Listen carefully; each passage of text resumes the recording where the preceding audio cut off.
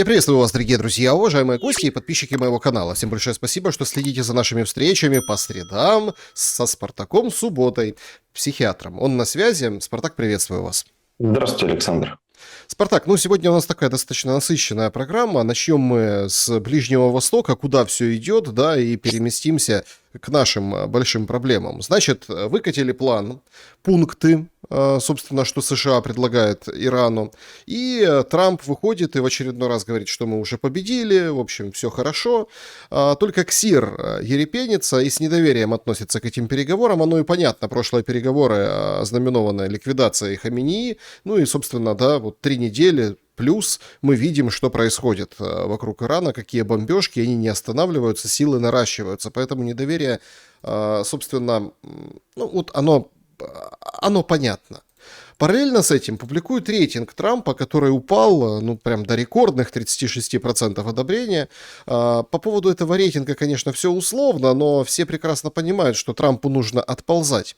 Как вы видите эту ситуацию? Сохранит ли лицо Америка, отползая от этой войны, и что скажет Израиль по поводу переговоров, пунктов, Венса? Потому что, вот кто-то спросит, это же как бы тема международников, тема... После того, как мы наблюдали Трампа последние 3 недели, эта тема кажется психиатром. Да, и, как говорится, самый главный вопрос, это тот, который не задан, это что будут думать в Израиле. Не так важно, как что будут думать в США, потому что вся эта история, она делалась ради коротеньких, маленьких победоносных войн для США. Но с Ираном эта история не сработала. Не сработала, и теперь они залезли очень глубоко и надолго. Значит, давайте пройдемся так, именно правда, с точки зрения психологии. Какие есть проблемы в данной истории? Во-первых, эффект невозвратных издержек. Уже настолько сильно глубоко залез. Что это за эффект? Это эффект потребности извлечь дивиденды из вложенных уже ресурсов. То есть такое бывает, кстати, в отношениях. Наши зрители могут такое узнать у себя, когда, знаете, чинишь машину, уже купил бы новую машину за эти деньги, но человек такой, я хочу, чтобы она поехала. Или в отношениях, уже очень долго в отношениях, так много вкладываешься, говоришь, знаешь, уже столько лет с этим человеком вместе. Или работаешь на нелюбимой работе. Вот это такая же история сейчас у Трампа. Трамп уже так глубоко залез, столько ресурсов было потрачено, что, смотрите, остановка войны в этой ситуации без возгласа «мы победили» автоматически звучит обратным образом «мы проиграли».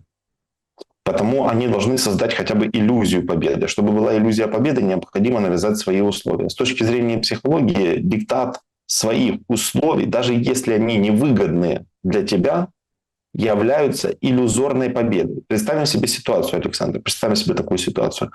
Я выкатываю вам условия. Значит так, в это время, Александр, мы с вами выходим на связь. Вы мне покажете какую-то информацию, а я ее буду комментировать. Звучит так, как будто это я решил, правильно? Каждое утро у нас это происходит по вашей мотивации. Понимаете, то есть вы принимаете это решение, но выглядит так, как будто бы я приказал.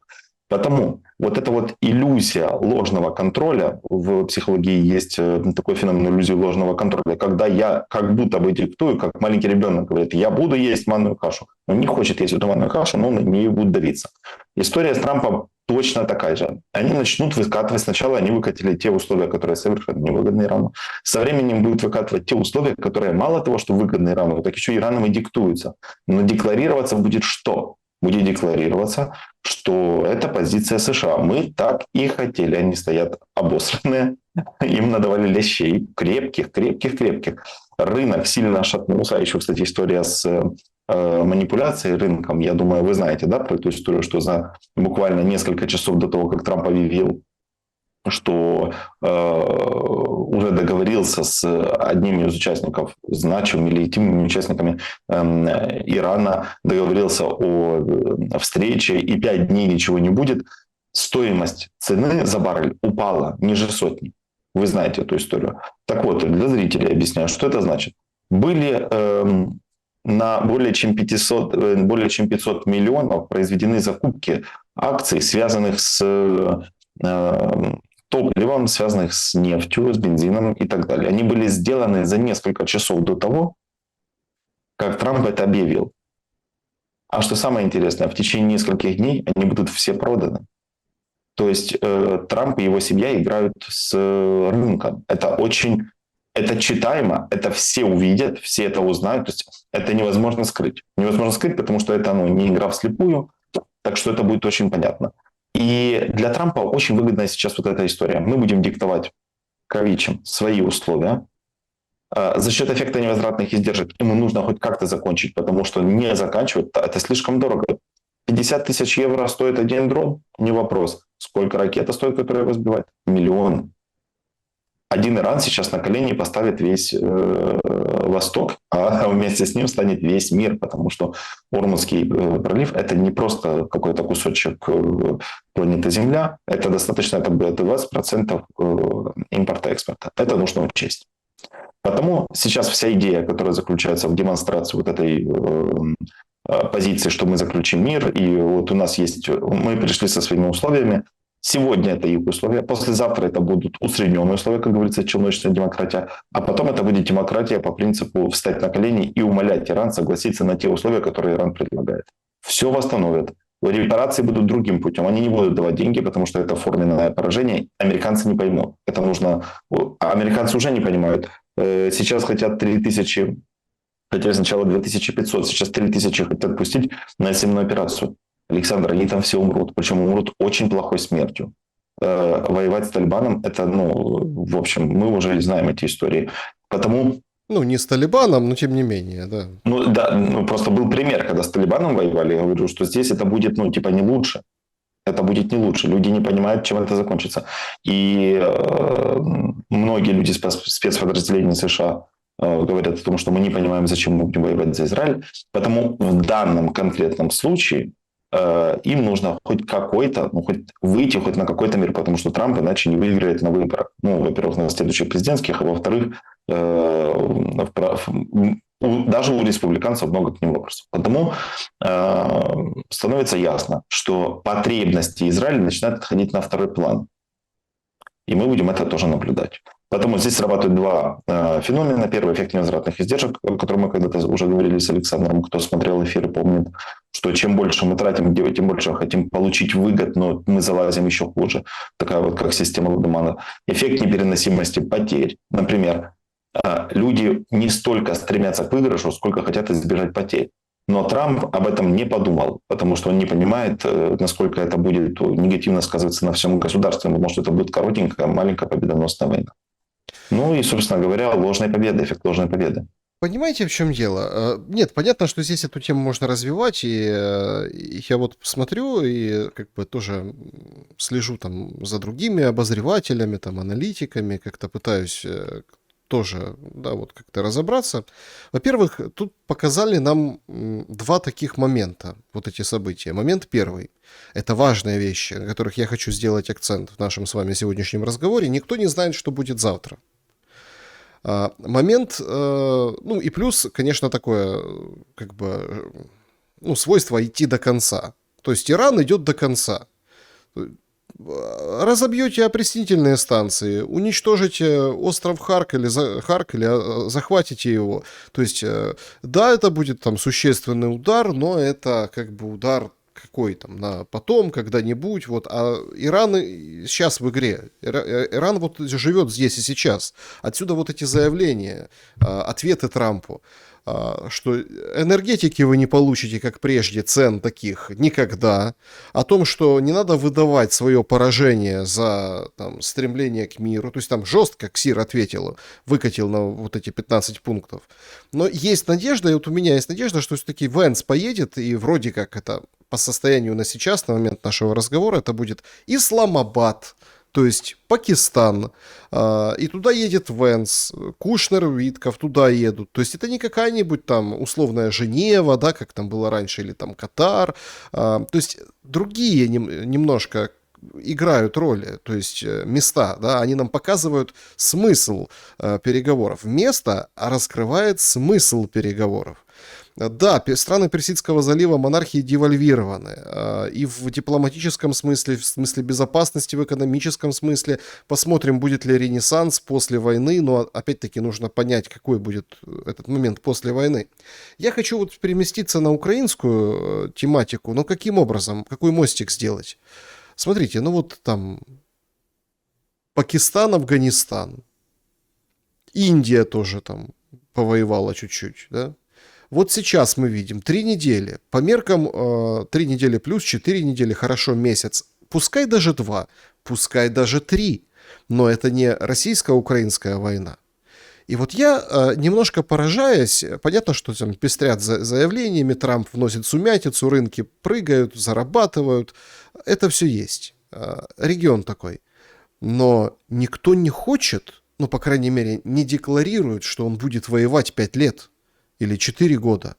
Никто, собственно, к этому и не идет. Все прекрасно понимают, что эта ситуация решится вот в ближайшие месяцы, ближайший месяц, ближайшие недели. То есть это же насколько надо быть идиотом, чтобы растягивать войну, растягивать вот эти столкновения. Да, Трамп выходит, например, или если он сейчас выйдет, а это не обман, и будет там еще больший удар, посмотрим. Но вот пока видно, что Трамп отползает, но он это делает в ущерб, да, в ущерб репутации, да, в ущерб гегемону, но он отползает. С российско-украинского противостояния не отползает никто. Я поражен, что даже элементарные вещи не являются, ну, каким-то стоп-словом. Есть эксперт, он в мою телевизионную бытность приходил тоже на эфиры, он занимался миграционными процессами в контексте трудоустройства украинцев за границей в мирное время. Значит, Воскобойник. Сейчас он возглавляет офис миграции. Ну, создали такую историю, там, офис миграции України. Вот що він говорить. В грудні 2025 року вже представники Міжнародної організації праці заявили, що за їх підрахунками нам буде не вистачати близько 8,2-8,6 мільйона робочих рук. І ті люди, котрі не мають відношення до цієї теми, задають постійне питання, куди ми стільки людей подінемо? Як? Навіщо нам ці мільйони? Люди просто не розуміють простої речі. Ми фізично вимираємо. В нас кожного року помирає більше, ніж народжується десь на 300 тисяч людей. У нас кожного року без війни помирає близько 500 тисяч людей. Народжується біля 180, 200, 220 тисяч дітей. Коефіцієнт народжуваності 1,2 десь зараз? Навіть 0,7. А нормальний коефіцієнт, до війни був 1,4, саме так. 1,2, а зараз 0,7. А для того, щоб ми просто фізично відновлювались, щоб хоча б на одному рівні залишалась кількість нашого населення, нам потрібно, щоб кожна жінка народжувала в середньому 2,2 дитини. То есть, это то, о чем мы с вами неоднократно говорили. Постоянно вы приводили эту статистику, эти цифры, говорили, что это какой-то, ну, это путь в никуда. Но войну никто не хочет заканчивать. То есть все, насколько яростная, насколько дорогостоящая война, вот, например, на Ближнем Востоке, насколько вот это все противостояние закручивается, но все понимают, что это нужно недолго, в относительном украинском конфликте, да, вот 4 плюс лет, и, ну, относительно быстро. А у нас ни конца, ни края, несмотря на то, что уже работать некому, и украинцы вымирают. И никто не выйдет и не скажет, не возьмет эти аргументы, и не выйдет и не говорит, давайте заканчивать. Почему? Ну, Александр, смотрите, вопрос, который вы задали, он на самом деле даже не комплексный. Не хотят, потому что это невыгодно, а люди не задумываются на высоких позициях, люди не думают про позиции, которые ниже.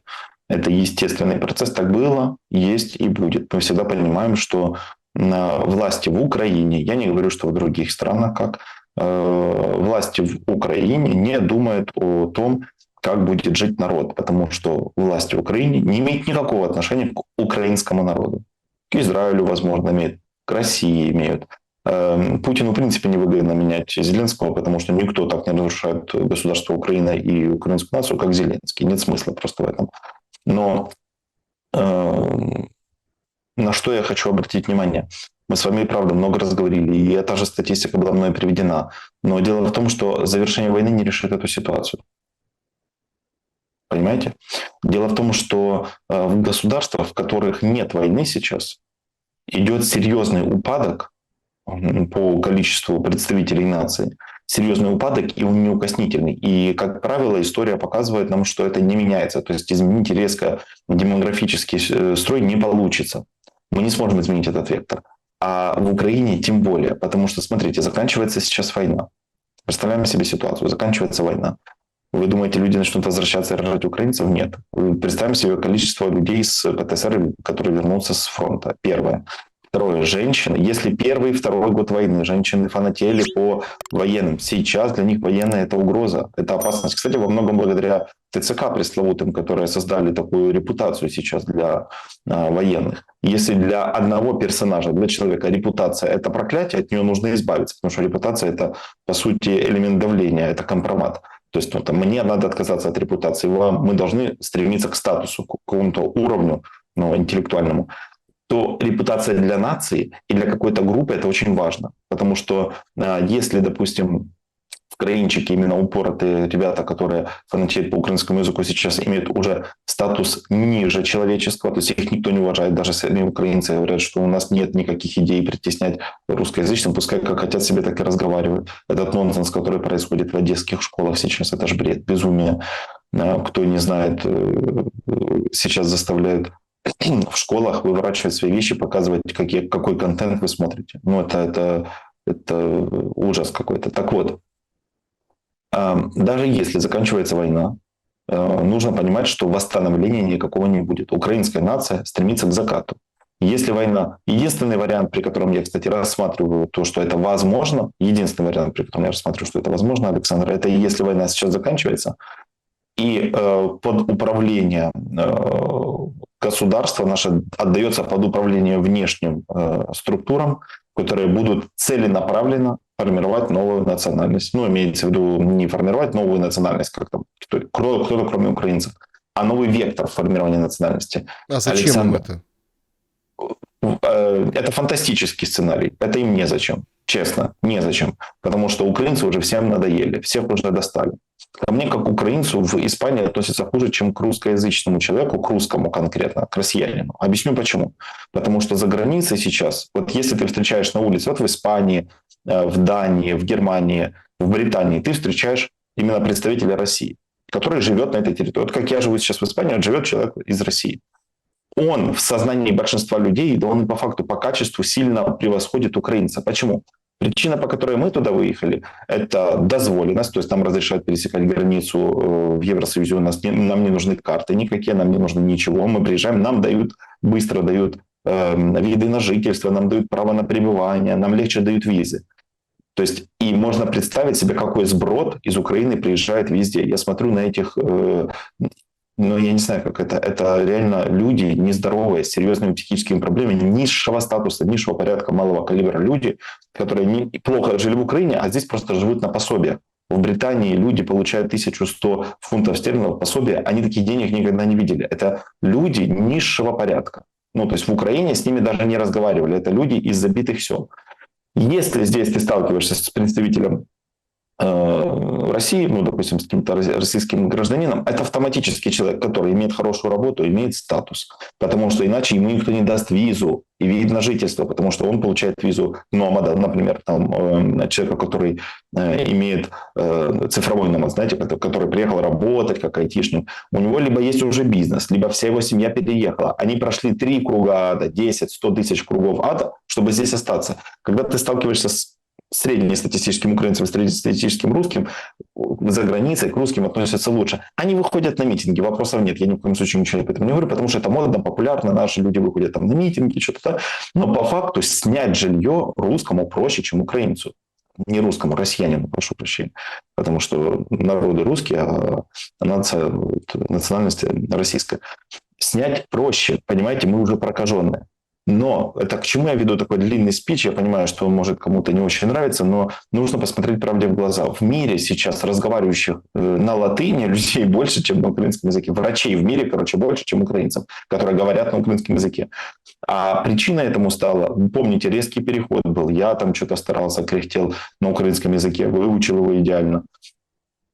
Все это испортило именно эта принудительная, камечу лагерная украинизация, подавление со стороны властей, которые никогда не будут разговаривать на украинском языке, которые сами никогда не разговаривают. Они грабят на русском украинцев. Они грабят на русском языке украинцев.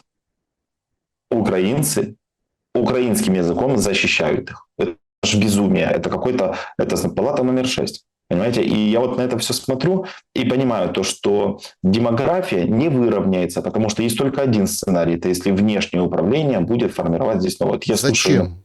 Вот я Вот все именно, равно... незачем. Нету причин. Это просто, говорю, понимаете, тут иллюзия. тоже, Вот. ну что, Украину перерыть все, там, черноземы эти, там, редкоземы, все вот просто перекопать и сплавить Трампу или там кому, да, чтобы... ну, то есть, зачем сохранять вот это? Вот кому-то извне. Вот это вот очень важный момент. И вот тут мы приходим к потрясающему вот тому, что, помните, все смеялись все 4 года и продолжают смеяться над всякими скрепами, над исторической памятью, над какими-то, ну, вот этими связями, да, родственными историческими, когда там понятно, что это выходит, ну, это вообще просто цирк на самом деле. Совбез ООН. Зачем созывали? Ну, вот зачем? Ну, то есть, понимаете, это абсурд какой-то. Зеленский отправляет ПВОшников, летит по Западной Украине, бьют почти по всем областям, по областным центрам, да, там погибают люди, бьют по центру города, Львов, Тернополь, Винница, то есть, ну, как бы, а у нас ПВОшники, специалисты там, выходят там специалисты, говорят, ребята, это все, конечно, хорошо, ваши там дроны-перехватчики, что мы там построили, сетки, мы такие мощные, ну так это все равно идет развитие вот туда, в сторону ракет. В сторону ракет. Эти дроны, те, которые были шахеды, стали герани, сейчас уже есть 5-е герани. 5-е, которые реактивные, 400 точно доводят их до 400 км в час. Эти ваши, как это, P1 Sun, ну, типа Soon, понимаете, вот это вот то, что они создали, да, и там собирали деньги, они просто мертвому припарка, они не нужны становятся, то есть настолько все стремительно шагает вперед, и как вот человек, ну, с учебника, да, когда он там развивается от там неандертальца к современному Homo sapiens, так это и ракета развивается, то есть дрон все равно идет в сторону ракеты, как это ни крути, можно там их 1000 запустить, просто дешевые ракеты, и сейчас вот в этом смысле идет война. И конкретно это просто взяли и, ну, вот плюнули в эти все старания Зеленского продать ПВОшников, продать ПВО. Понятно, что Украина тоже атакует. Вон Ленинградскую область второй раз атакуют, вот эти все порты, Зеленский этим гордится. Но а что получает Украина в ответ? Ну это же просто какое-то лютое позорище. Да, статистика классная, из 500 с лишним, там 15 только долетели, но мы же уже видим, что это вранье.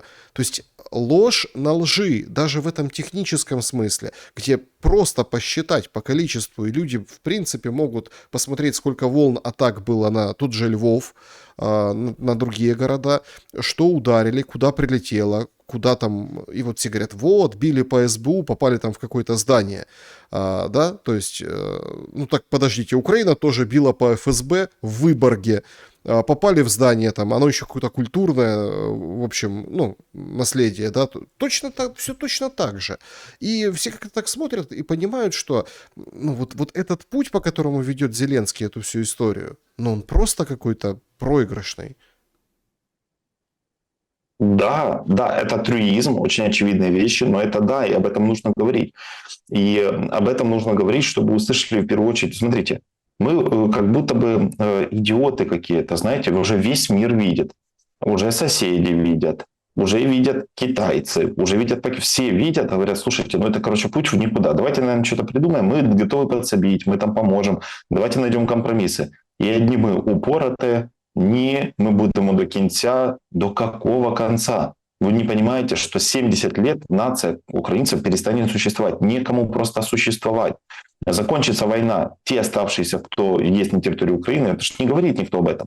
Они уедут. Вернутся очень небольшое количество людей, потому что сильно травмированная история из ТЦК, травмированной ситуации в государстве. Да и просто смотрите, если война продлится еще 2 года, как хочет Зеленский, то уже за 2 года нет, так ты уже ассимилируешься в другом государстве, найдешь себе женщину, если ты ее раньше не имел, заведешь детей, вы уже привыкнете здесь, начнешь работать на, внимание, не престижной работе, как ты работал в Украине, но получать будешь стабильно, и к тебе будут относиться как к человеку. У нас, кстати, ну вот если сравнить, у нас как в Украине, то есть можете себе представить ситуацию, вы приходите в ЖКХ и, ну, или в СББ, и говорите, вот, у меня там второй день что-то не работает, они вам говорят, ты кто такой? И вы говорите, я налогоплательщик. Вам скажут, ты что, с ума? Родненький, иди отсюда. Вот так с вами будет разговаривать. Если вы приходите в европейском государстве, говорите, смотрите, я резидент, я плачу налоги, я здесь открыл себе аутонома, в Испании это как у нас то, я плачу налоги. Простите, сейчас все решим. То есть ты вносишь деньги в государство, у них с этим считается. У нас государство никто не любит. У нас его никто никогда не любил. Мы считаем его всю жизнь, мы хаем свое правительство, всю жизнь. В какой-то момент, когда мы должны действовать, мы начинаем проявлять пассивность и просто умирать в тупую. И вот закончится война, во-первых, не будут выпускать людей, но начнут валить активно, потому что будет проще выехать. Это первое. Второе. Мобилизация не закончится. Вот задают вопрос, закончится мобилизация? Нет, не закончится. То есть мы столкнемся с усугублением отношения украинцев к своему государству. Военные, которые придут, они столкнутся с колоссальной несправедливостью. Александр, военные сейчас на самом деле самая уязвимая группа людей в Украине. Они, когда вернутся с войны, буквально через несколько часов они перестанут быть нужны. С ними никто не будет считаться. Будет реальная аргументация, я туда тебя не посылал, и люди будут правы, потому что их никто не посылал. Туда послали их ТЦК, которые не будут никакого отношения к этому иметь. И полиция, которая не будет отношения иметь. И депутаты, Верховная Рада, и президент, которого уже, скорее всего, в Украине не будет. А если будет, то у него будет политика, абсолютно разрушающая национальную идентичность. Потому что Зеленский не знает, что такое быть украинцем. Ему неизвестна украинскость. Он не понимает. Он знает, что такое быть хохлом. Вопроса нет. Но чтобы быть хохлом, не надо быть украинцем. Потому он не знает, как это. Он не понимает. У него нет никаких национальных интересов. Он не знает никаких... У него нет ни ценностей, ни культурных традиций Украины. Он их не придерживается. А те люди, которые придерживаются, они не упарываются по украинскому языку, они не болеют за 91 год, они болеют только за сохранение жизни своих близких. И вот представьте, открывают границы, большая часть военных, давайте так, 50% военных, согласно опросам самих же военных, уедут к своим женам, которые уехали за границу. Смотрите, если к тому моменту не разведутся, да. Если не разведутся, половина уедет. Остальная часть уедет, потому что столкнулись с несправедливостью. Они поедут, будут работать инструкторами и будут чувствовать себя очень прекрасно. Инструкторами в иностранные легионы, что угодно. Даже просто будут работать грузчиком, будут получать лучшие условия, чем в Украине. Женщины уедут, потому что уедут большинство мужчин, которые смогут уехать. Уедут с ними. Это не будет проблема, будут хорошие условия за границей, легализация массовая. Сейчас легализуют таких представителей, что украинцев ты подавно, потому что все-таки, как ни крути, Александр, поймите, мы хоть и не очень приятный сейчас народ в связи с войной, ну и плюс культурные ценности у нас такие сомнительные, но при этом мы работящие. Мы готовы работать.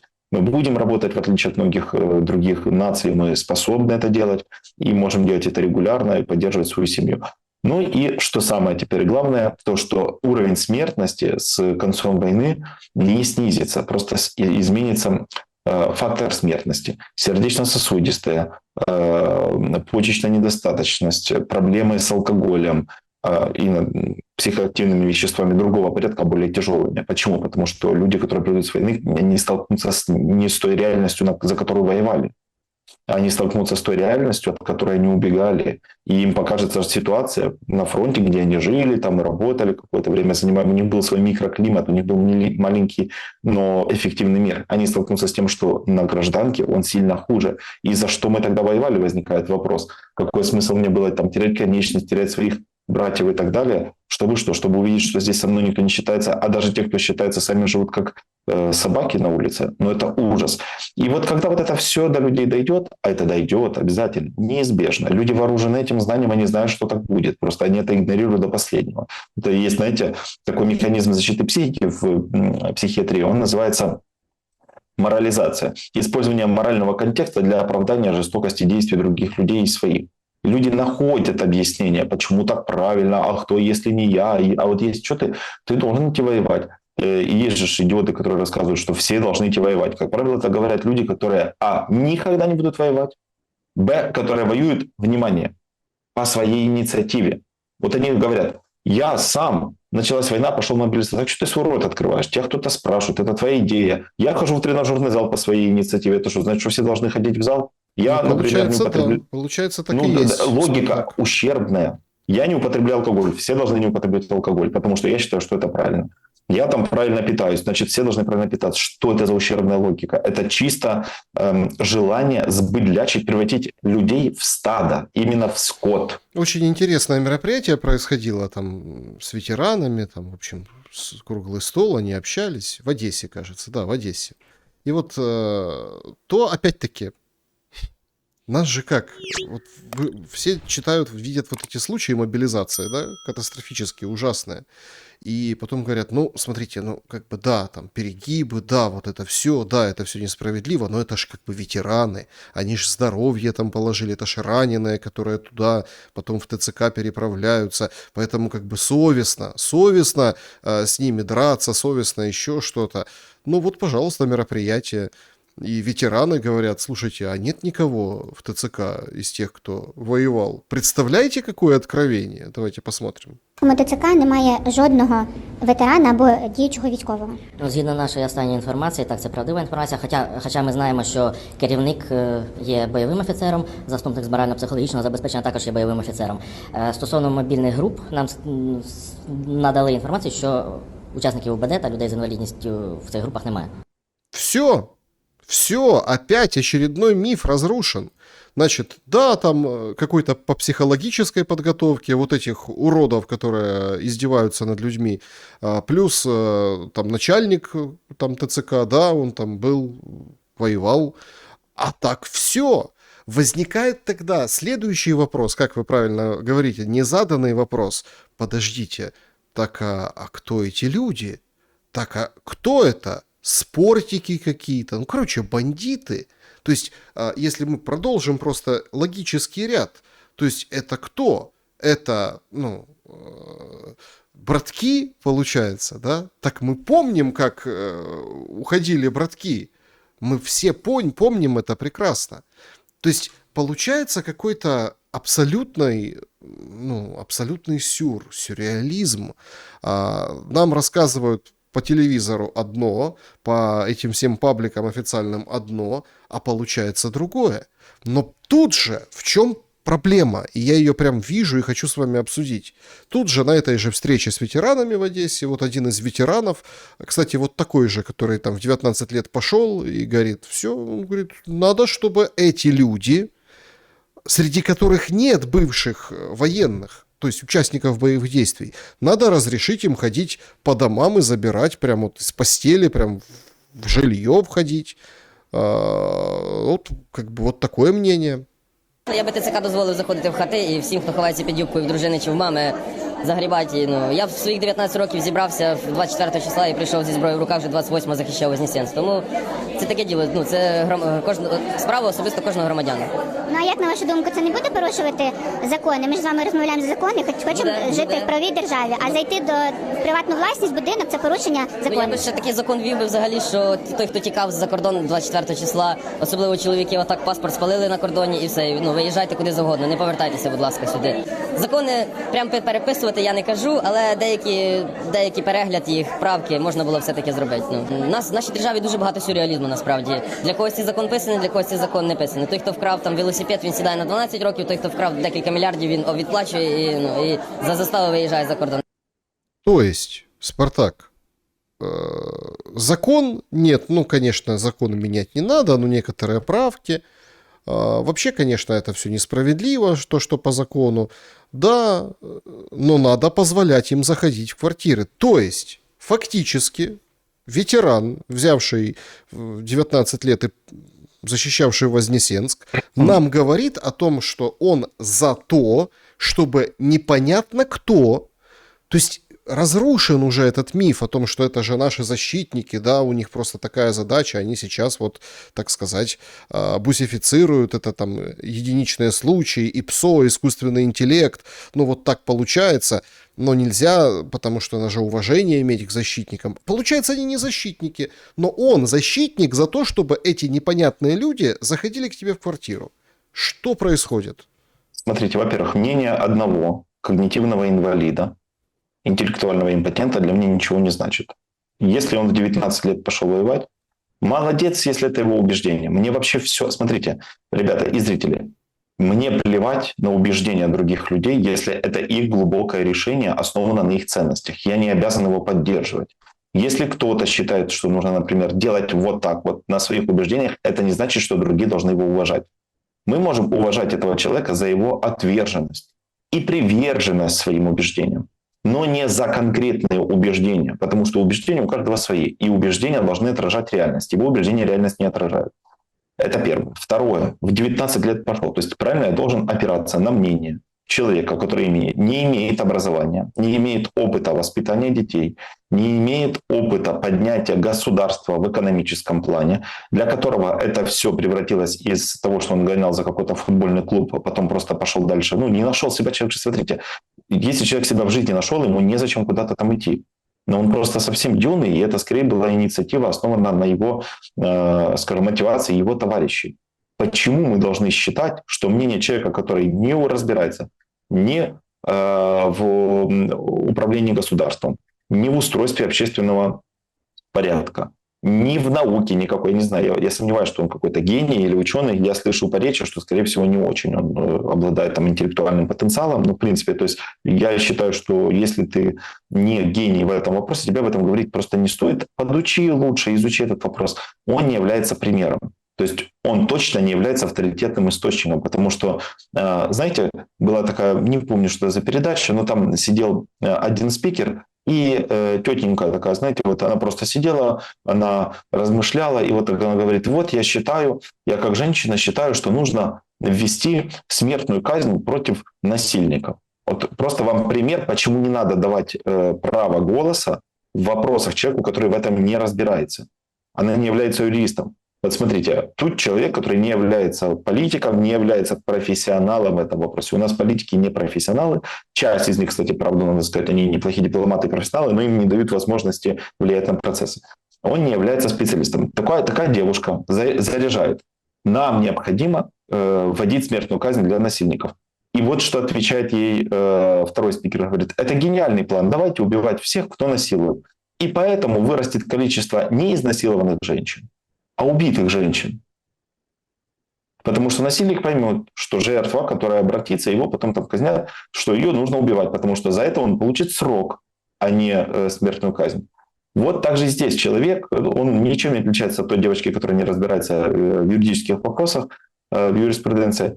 Вот этот вот парень ничего не понимает в мироустройстве, и все, что он знает, это вот я воевал, я там туда поехал, твое мнение не важно, потому что ты не являешься человеком, который формирует будущее, ты защищаешь прошлое. Получается, у нас такая странная логика, вот это опять-таки все на уровне ценностей, все на уровне понимания, осмысления. Это проблема человека, поиска себя. Нам все рассказывают, что твое мнение важно.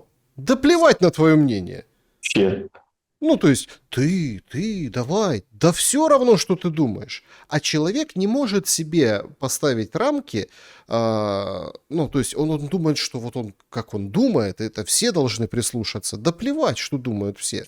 Ты как бы или живешь, или не живешь в обществе. Однако, тут как бы палка о двух концах. Если на мнение людей плевать, значит, с ними можно вообще все, что хочешь, делать. То есть тут тоже мы просто затронули это очень важный, кстати, аспект, что вы подсветили, это вот эти зоны компетенции. Сейчас у нас просто какой-то, не знаю, истерика политическая происходит. Сегодня мы еще не знаем там итогов, может, побьют кого-то из депутатов, не побьют кого-то из депутатов, да. Вот так вот утро, 10 утра сегодняшнего дня, никого, ни души возле Верховной Рады. На самом заседании тоже шаром покати. 3 калеки, 2 чумы. Петров и, хотел сказать, Иванов, но не Иванов, а Золкин, разнесли вот эту историю, что нам нужно сделать так, чтобы от этих депутатов, негодяев, взять и защитить Зеленского. Ну, как-то их стимулировать, они не работают, понимаете? Депутаты не работают. Более того, выходят сами депутаты и говорят, мы депутаты, мы не работаем. Вот, например, там есть такая Совсун депутатка, говорит, да все равно депутатам. Це те, що, на превеликий жаль, це правда, в Раді дуже велика частина депутатів, мабуть, більшість депутатів, є абсолютно байдужими і до власної репутації, і до долі країни. Так, була хвиля мобілізації там в 22-му, може ще в 23-му році, але станом на зараз більшість цих людей просто, по-перше, не хочуть цим займатися, по-друге, часто не розуміють, що робити, у них немає ідей, у них немає пропозицій конкретних, і вони можуть собі дозволити сказати фразу про те, що вони втомилися. Для мене ця фраза залишається дуже тригерною, тому що, як народні депутати можуть говорити, що вони втомилися в той час, як є хлопці, дівчата, які 5 чи більше рік находятся на передовій. То есть они, депутаты, они не имеют права устать. От чего ты устал? Иди работай. Вот этот Петров и Золкин говорит, давайте соберем там 20-200 человек. Побьем этих депутатов, которые ничего не делают. Представляете? Один вот депутат есть такой Гусь, тоже. Кто ты? Депутат народный. Вообще говорит, что к расстрелу может все прийти. Треба терміново з цієї кризи виходити. Чому? Да, Якщо я спілкувався з багатьма людьми, з моїми виборцями, вони кажуть, дивіться, ми все розуміємо, є різні там історії, НАБУ, не НАБУ, хтось складає, ви повинні працювати. Дивіться, не може бути такого, тому що це вже не питання, що вас треба розігнати, це вже питання, що вас треба розстріляти. І це звучить, розумієте? Тому що коли люди гинуть, а ви там, в лапках дармоїди, значить не можете розібратися між трьома соснами. Це говорять виборці. Прямим текстом. Тому що це говорять виборці, які бачать, що щодня приїжджають... Говорять і виборці, які голосували... Ні, різні, дивіться, різні. Які бачать, що кожен день приїжджають труни, які бачать ці колони, і які дивляться, і вони сприймають, не кожен розбирається деталізовано. От ми сьогодні там будемо про це говорити деталізовано, дякую, що ви нас покликали і так далі. Але оце є ви, вони, знаєте, в сукупності. Тобто ніхто не сприймає, до мене там може претензій немає, до неї, до ще когось. Але ви там повинні в цих 300 соснах розібратися, людям потрібен діючий, працюючий парламент. То есть пошла раскачка. Это целенаправленная медиа-раскачка о том, что депутаты ни хрена не делают. Как это? Расстрелять? Тут гробы идут, тут война идет, а вы там не можете собраться проголосовать то, что нужно. Что происходит, Спартак? Обратите внимание, в какой момент это началось. Началось это в тот момент, когда у Зеленского просела власть над депутатами. А у нас не просто президентская республика, у нас же совсем другой метод управления. Мы должны это тоже понимать, то, что у нас есть власть и у Верховной Рады, и с ней нужно считаться. Но когда создаются условия, при которых они себя должны подвергать риску, вы же понимаете, что и потом будут за те вещи, за которые они голосуют, Зеленский себе выбьет защиту. Он выбьет себе какие-то условия, он уедет, ничего с ним не будет. Я вот слушаю, как говорят некоторые спикеры, это не говорят, Вову потом накажут. Никто его не накажет. Он будет жить хорошо, все ваши дети умерли просто так. Вы вот увидите, как это все будет печально, ваши знакомые пострадали, и все, и он будет жить. Да, ему будет грустно, конечно, он не будет больше президентом, но жизнь у него будет обеспечена, и у его будущего, и у всех поколений тоже. Не переживайте, все с этим будет хорошо. А вот депутаты нет. Они не защищены, не смогут себе выбить такую защиту. Я позволю себе, Александр, сделать маленький шаг назад по поводу того видео, там, где сказали, что среди ТЦК нет ни одного ветерана. Можно я тут уточню? Да, конечно. Я хочу задать вопрос. Среди ТЦК нет ни одного ветерана, ни одного участника боевых действий, ни одного инвалида, который, пережил трудности. У меня возникает вопрос. Идем тогда от обратного. Правильно ли я понимаю, что если ты был ветераном, ты ветеран, ты воевал, и ты пережил травму, у тебя легитимизируется сразу твой статус, и ты получаешь право издеваться над другими людьми. То есть я не совсем понимаю логику этих тезисов. Понимаете? То есть это же не играет роли. Это даже если он трижды ветеран. Да если он на инвалидной коляске, это не дает ему права бить, забивать, убивать, силой бросать в бус, ломать пальцы, выкалывать глаза. Это не дает этого права. У нас, у людей есть какая-то странная оценка причинно-следственных связей. Если ты пережил трудное событие, ты имеешь право принудить другого. Вот этот вот парень говорит, я в 19 лет, 0 информации у человека. Это не какой-то гений интеллектуал, на нем государство не держится. Он защищает прошлое, причем даже не свое, вместо того, чтобы формировать будущее для своих детей, которых, скорее всего, у него не будет. Или если будут, то я не уверен, что он будет жить на территории Украины, когда это все закончится, если он доживет до этого. То есть нужно понять, что люди, которые говорят о том, что среди ТЦК нет реальных участников боевых действий, то даже если бы и было, это не легитимизирует их насилие. По поводу вот этого вот персонажа, который говорит то, что нужно расстрелять. Никто не будет их расстреливать, это понятное дело. Но это все делается для того, чтобы у народа сформировалось, смотрите, не у политиков, не у медийных лиц, а у народа сформировалось представление о депутатах как о зле. Потому что у нас есть, по сути, несколько веток власти. И одну из них, например, судебную власть никто казнить не будет, потому что она просто дает 40 заочно. 15 лет, 6 лет, 7 лет. Просто лупит 40 даже без вашего участия. Никто ее трогать сейчас не будет. Исполнительную тоже никто особо трогать не будет. И нужно тогда, значит, какую-то власть, ну, там, например, законодательную, начинать продавливать. Потому что она не влияет напрямую на качество жизни людей, как считается. Люди тоже думают, что депутаты – это просто дурачки, которые пришли, кнопку нажали. Поверьте, если ты специалист в каком-то вопросе, среди депутатов много профессионалов, сильных людей. Я думаю, Александр, вы тоже это знаете, что там есть люди, которые компетентные. Проблема в том, что компетентных сильно меньше, чем некомпетентных. Это уже другой момент. Но там есть толковые ребята. Им не дадут работать. Никогда. Они просто, как, знаете, как огурец, который попал в эту бочку. Он не хочет засолиться, но он уже засолился. А вот эта вся идея медийная... Налоги надо просто повышать, понимаете? Налоги надо повышать. Да, а да, то ну, МВФ денег что, не даст, другого... понимаете? Тут все очень Нет просто. проблемы. И вот это раскачивают, вы Зеленскому не даете. В смысле? Если мы сейчас вот это принимаем, вот эти законы, то вот этих 90 тысяч ФОПов, или сколько там их тысяч, ну, вот там статистика была, да их не будет. Ну, не будет, ну, все. Они не нужны. Деньги поступают с Запада. Вы там, кто останется, которые присосавшиеся со сверхдоходами, где-то чего-то отбелят, ну, и там будет там несколько тысяч этих ФОПов, да и все, и хорошо. А вы все остальные не нужны. Все остальные куда деваться? Уехать нельзя, если ты мужчина, да, на фронт. На фронт. Вот, в принципе, вот стратегия вся. Гривну надо допечатать. Допечатаем, ничего страшного. Еще там что-то. Нормально. Тут же главное, что светило. Звезда путеводная. Это ж война. Поэтому депутаты понимают, что если они это проголосуют, то это все. Ну, то есть они это проголосуют. И Зеленский выйдет и скажет, это они проголосовали. То есть они не скажут, что там нас заставили, нас там вот эти акции, вот это все. Понимаете? А доходит до просто какого-то ужаса. Вот это же депутатка, это же просто маразм. Вот много исторических таких вопросов, они повисают в воздухе. А кто написал вот эти миллионы доносов? Кто? А откуда взялось вот это вот там сын врага народа? Откуда? Ну вот в истории. Здесь, кстати, имеется в виду в Украине, на наших землях, на наших территориях. Откуда это берется? Да вот откуда, потому що є такі совсуни. Я б казала про те, що якщо президент дуже хоче, аби депутати відчували війну щоденно, то я б казала переглянути бронювання найближчих родичів народних депутатів. Тому що, знаєте, у нас в парламенті є скільки там, близько 80 жінок народних депутаток. Та я знаю всіх п'ятьох, у кого чоловіки служать або демобілізовані там за станом здоров'я після того, як вони відслужили.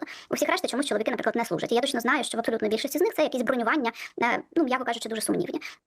То есть, внимание, 80 где-то женщин, у 5 или отслужили уже, там по ранению ушли, или списались, в общем, или как-то или служат до сих пор, а все остальные, у всех мужья, надо взяться за мужей, надо взяться за всех, за детей, за мужей, за всех надо взяться, надо идти вперед. На 4-м году войны.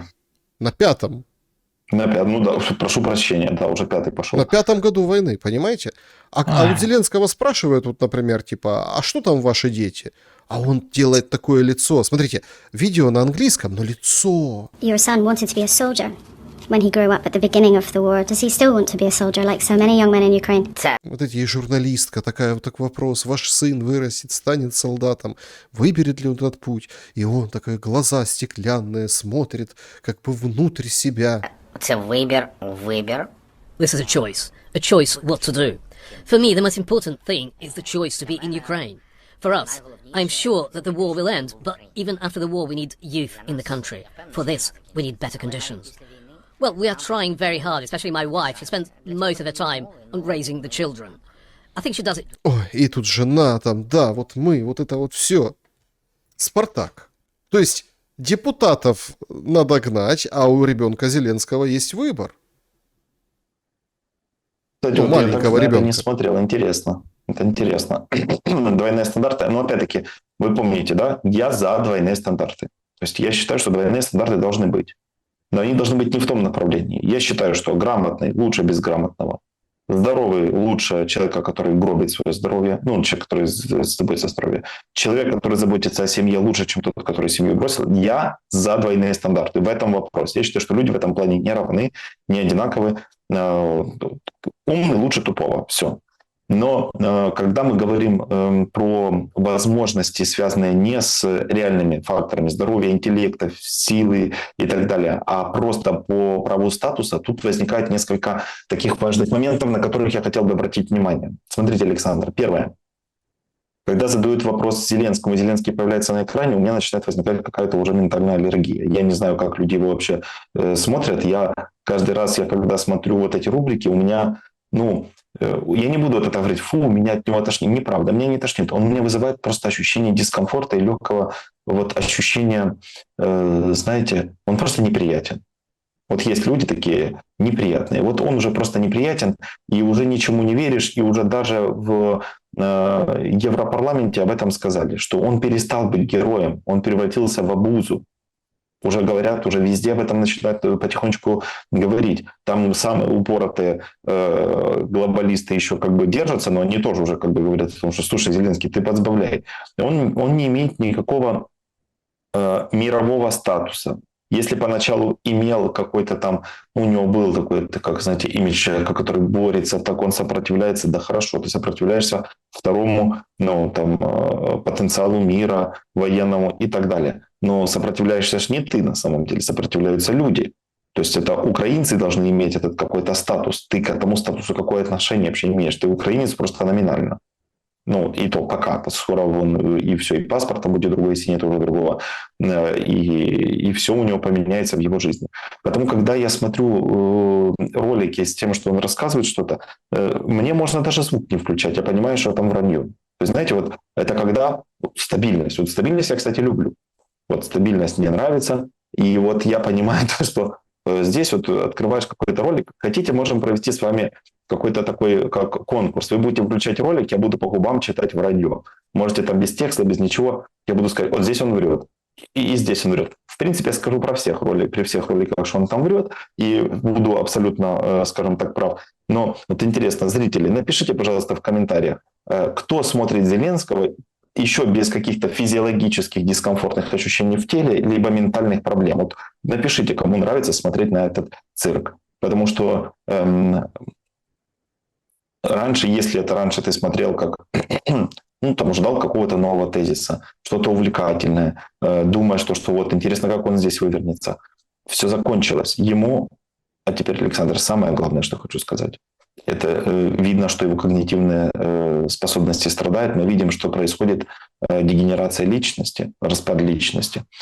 Вы это все не замечаете. Это замечается только вот в клинической практике. Когда работаешь с людьми с психическими расстройствами, ты начинаешь замечать. И обратите внимание, ему подсказывают ответы.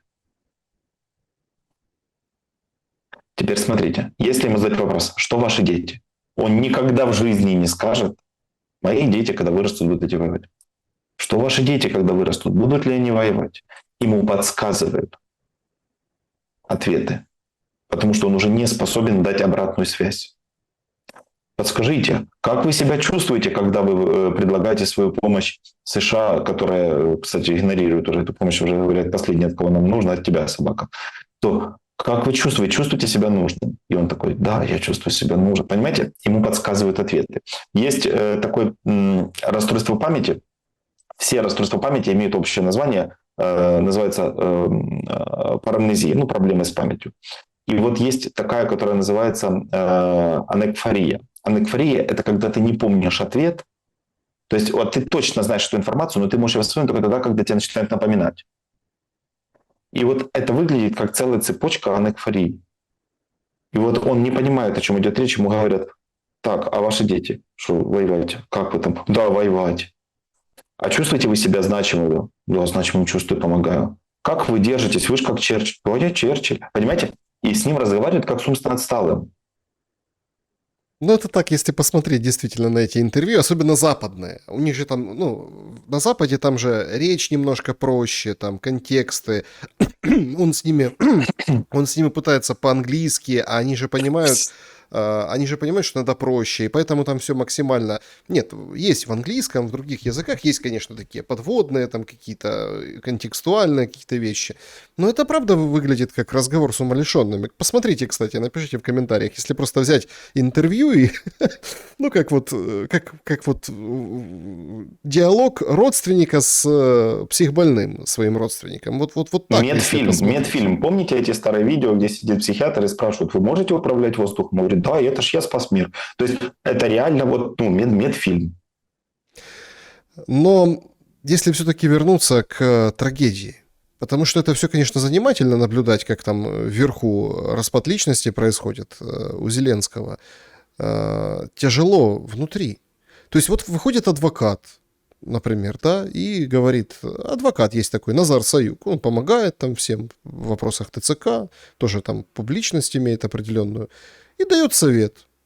Відправте дружину служити замість вас. Якщо ваша дружина добровільно мобілізується і у вас є дитина до 18 років, за таких обставин ви маєте право на відсрочку. Тому скористайтесь вашим правом на відсрочку, якщо у вас така ситуація.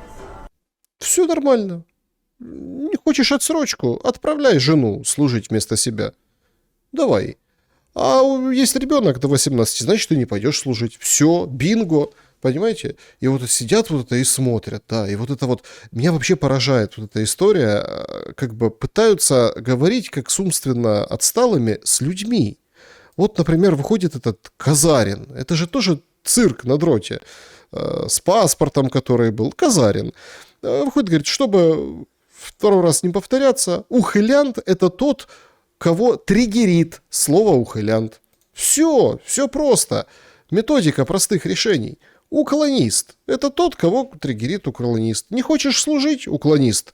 Отдай жену. То есть это же, понимаете, это же тут накладывается и вот эта вот славянская, языческая какая-то история. То есть там отдай ребенка, отдай жену, но сам не иди. Это вот выглядит как топка какая-то, жертвоприношение. Причем интересно, что последние дни все же спрашивают, подожди, а что Федоров? Что вообще Федоров? Он же там должен решить этот вопрос, а все стало только хуже. А где Федоров? Ну и вот его советник, который говорит, нет, Федоров, вот он молодец, вот он войной разбирается, я вот покорил. Это вот Флэш, который Бескрестнов, который радиоэлектронной борьбой занимается. Я, например, Федорову доверился. Доверился почему? Потому что мы, когда получили от него предложение, он сказал, что, ребята, смотрите, мы сейчас команда, которая имеем окно возможностей для того, чтобы что-то поменять.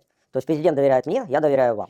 То есть я вам, как команде, мне он лично говорит, я обещаю, что я не подведу вас с яйцами по 17 и прочей херней. Ну, то есть я пришел сюда, чтобы воевать, защищать нашу страну. Вы, моя команда, мы будем заниматься с вами точно так же. Никаких коррупционных схем со мной не будет. То есть я этому поверил.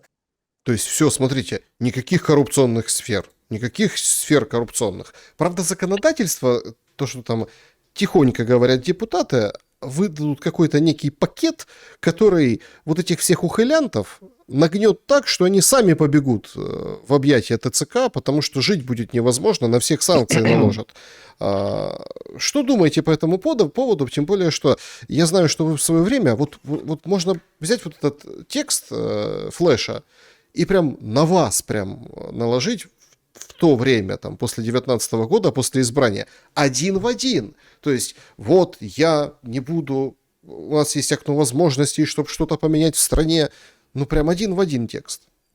Более того, я хочу прям честно сказать, что был период перед зрителями, чтобы они не думали, что я такой, знаете, там что-то понимаю, гений или там что-то разбираюсь. Был период, когда я правда думал, что Зеленский молодец. Был период, первый год, я прям был в этом сильно убежден.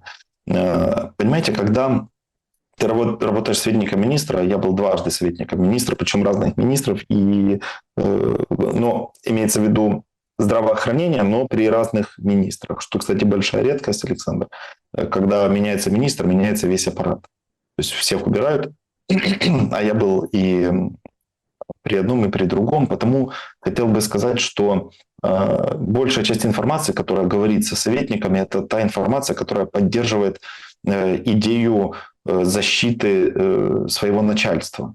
Мне просто повезло больше, потому что на мне стояла задача там, популяризация спорта, популяризация психологии. Я рассказывал про то, как важно не бояться идти к психиатру, потому что это не клеймо, какая-то Видно, видите, верхушка власти не прислушалась ко мне. Как важно на самом деле недоработка, согласен, зря сидел там.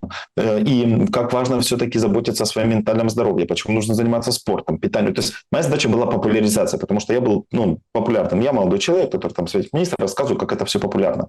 Но у нас были ребята, задача которых была покрывать, прятать именно ошибки, оплошности. Я понимаю, что вот этот молодой человек, у него нет альтернативы. Сейчас нет такой свободы, как было у меня, например, в тот момент. Я в любой момент мог сказать, смотрите, этот текст мне не нравится, я буду по-своему. Или я напишу текст другой, или еще что-то. Или давайте я напишу текст там министру, или давайте посмотрим, что он будет говорить, а давайте лучше сделаем позже. То есть это было возможно. Сейчас так невозможно. Сейчас, тотальный контроль над всем, что ты делаешь. Нет возможности никак на это повлиять. И он, скажем так, я его не защищаю, он откровенно не знаю, что сказать, молчи. Но он говорит какие-то глупости. Я ему поверил, потому что он мне пообещал, что не будут там, знаете, яйца по 17. Это нонсенс. Серьезно, ты думаешь, это людей беспокоит, яйца по 17? Он же люди... Нет, людей беспокоит эта мобилизация. Люди в шоке. Последние случаи – это прям какой-то ад. Днепр. Пожалуйста, мужчина публикует свою фотографию и видео с трехэтажным матом, что у него все, условно, в крови. Он во время стычки с ТЦК схватил там острое что-то, и там по руке, в общем, да, и как бы от него отстали. Потому что поняли, что какой-то неадекватный или там что-то еще, не захотели просто проблем. То есть человек себя ранит для того, чтобы у ТЦКшника возникли, у группы, которая его крутит, возникли мысли, что лучше не надо, лучше его бросить, пускай там идиот какой-то, да, и пойти другого поймать, который так не будет себя вести. То есть безумие становится какой-то защитой. Нормой, спасением. Безумие как спасение, понимаете? Но есть же случаи вообще вопиющие. Вот история из Вінниці, шеф-повара местного заведения. Що ж, любі друзі, доброї ночі, як то кажуть. Хочу вам показати на власному прикладі, як працює наша Вінницька ТЦК.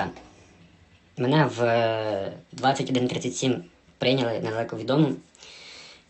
Там оформляли мені відсрочку, провіряли мої документи. По ітогу, от що я маю. Коли я відмовився підписувати будь-які документи, навіть дивіться, в мене тут видно ще чорнила від ручки на бінтах. Мені взяли, мої руки зажали в колючу проволоку і протягнули її між моїми руками. Хто мене знає, той розуміє, що я як шеф-кухар, як кухар, руки – це мій робочий інструмент, не тільки голова. В мене на двох руках 43 шва. Тут 23 на цій руці, 8 на мізинцеві, тут 21. Задіто сухожилля на двох цих мізинцях і на одному вказівному пальці. Отак працює Вінницьке РТЦК та СП. І коли приїхала швидка, де я вже втратив свідомість, валявся в калюжі крові, я цього, взагалі в апріорі нічого не міг засняти, як вони мене приймали і що до чого, тому що в мене зразу забрали телефон, забрали гаманець, забрали годинник. І вже в лікарні, коли мені наклали шви, приїхали патрульні, згідно екстреного виклику. Написав я заяву і мені сказали, що ти ж розумієш, що їм нічого не буде, нас не допускають. А був я на вулиці Довженка, в прийомці РТЦК та СП. Тому така цікава історія на ніч. Вот такая интересная история. Что скажете, Спартак? Что бы я ни сказал, вы понимаете, этого будет недостаточно, чтобы описать эту ситуацию. Тут можно и ругаться, тут обзываться, можно диагностировать. Ситуация катастрофическая. У меня просто возникает вопрос к людям. Скажите, назовите реальную причину, почему должно хотеться защищать государство, у которого нет суверенитета, недра которого отданы третьей стране, без вопроса. То есть людям никто не сказал. Нам даже до сих пор не раскрыли все условия этого договора. Мы не знаем, почему отдали одну из важных частей суверенитета, отдали Соединенным Штатам Америки. где задача становится не выжить, а умереть, но правильно. То есть должен быть правильный способ, как ты умрешь. Где любой вопрос, почему не на фронте, означает, почему ты еще живой. Где всем есть дело до твоего благополучия, но никому нет дела до твоих страданий. Где запрещают разговаривать. Не играет роли на каком языке, просто запрещено разговаривать. Где сжигаются книги. Почему нужно хотеть защищать это государство? Ну, скажите. Ну, ваше мнение, вот хотя бы вы думаете какую-то причину. Я не могу себе придумать, не могу понять, почему должно хотеться туда вернуться. Почему должно хотеться там жить. Ну, вопрос, конечно, больше риторический, понимаете? Тут же... Вот именно. Смотрите, я вот как думаю. Я думаю, что мы слишком... Ну, и вы как бы тоже достаточно категорично относитесь к тому, что... Ну, это большой, короче, эксперимент, да, над людьми. Из украинцев сделали вот этих подопытных крыс. То есть человек, ну, это же нонсенс, винница, да, то есть вот он работает, он готовит еду руками, да, ему вот это с ним вот это сотворили. Он теперь выбитый, он по здоровью выбитый, с кучей швов, он теперь не факт, что сможет управлять руками у себя, он потерял, что ему делать? Ну, то есть, дай бог, чтобы восстановился, и чтобы там, да, ну, то есть, полиция приходит и говорит, ой, а вы же понимаете, ничего не будет. То есть, понимаете, в чем дело? Это эксперимент. Это тупо эксперимент. А люди, я все-таки верю, что государство — это люди, что люди понимают, что люди все равно основная масса загнанная, забитая, но она все понимает. И люди-то у нас хорошие, люди-то у нас нормальные, люди и с понятием, и совсем на свете. Я думаю, что вот понятно, что, может быть, это я так вот, мое личное, да, и кто-то скажет, да, все уже, успокойся, что там уже там ты веришь в этих украинцев, в этих людей, не верь, я все равно верю. Я все равно верю в то, что люди, ну, народ мудр, хоть как-то, но мудр, понимаете? Потому что вот, например, символом вот этого всего ужаса, например, в Одессе, был Ганул, помните такого, которого застрелили на улице? Вот так вот выглядит его мемориал сейчас.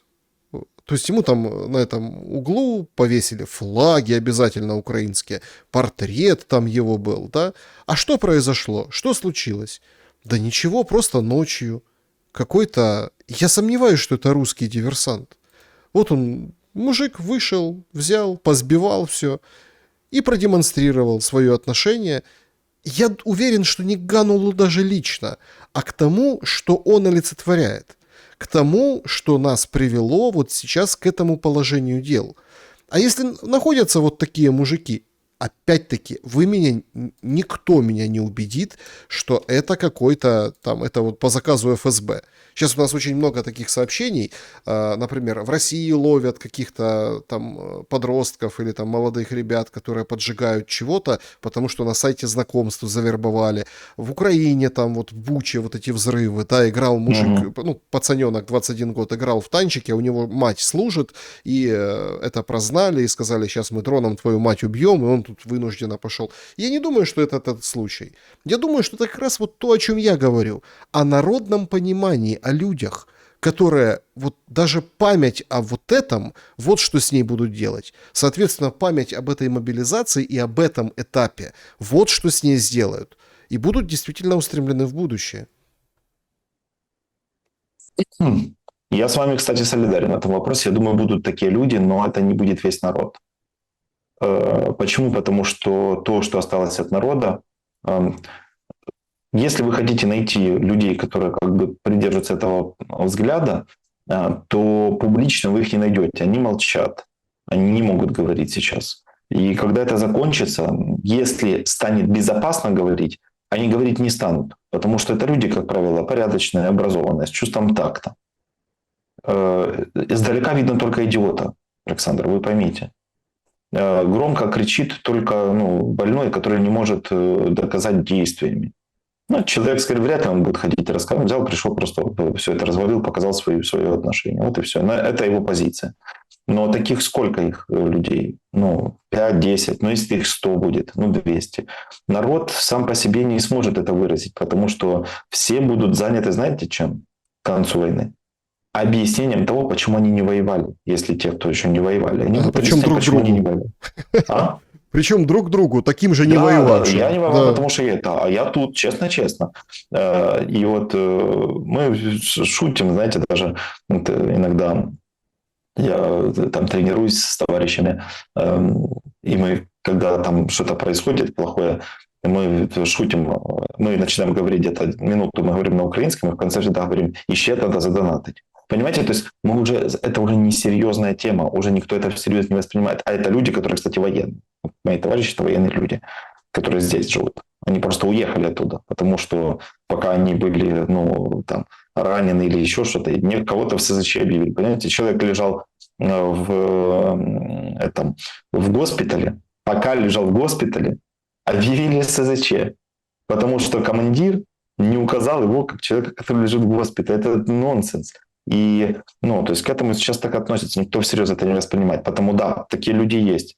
Но, во-первых, в силу воспитанности, такта и уровня интеллекта говорить они или кричать не будут. Они будут действовать по-своему, они будут выстраивать свою жизнь, если останутся там. Те, кто имеет возможность уехать, уедут. Они не уезжают не из-за любви к родине, а из-за понимания того, что сейчас нет такой возможности. Потому что на самом деле быть патриотом на территории Украины, видя это все, очень сложно. И значительно легче любить государство вот такое, больное, немощное, изувеченное, на большой дистанции. И если каждый из нас будет, знаете, как вы верите в то, что что-то можно будет изменить, и будет каждый из нас искать людей, которые олицетворяют эти изменения, жизнь украинцев станет значительно лучше. И, возможно, найдутся способы как-то восстановить нацию количественно, потому что качественно уже будет значительно тяжелее. Но я все-таки, вот после того, как вы сказали, что вы все-таки в это верите, знаете, хочется вас тоже поддержать и сказать то, что да, есть какие-то опции, есть возможности, если это все изменится. Но для этого должен произойти какой-то масштабный катарсис. Дай бог он произойдет. Так происходит уже сейчас. Его и обсуждаем с вами постоянно, по средам. Спартак Суббота был у нас собеседником сегодня. Спасибо за время и мысли. Спасибо, Александр. Друзья, берегите себя. Всем добра и света. До скорого.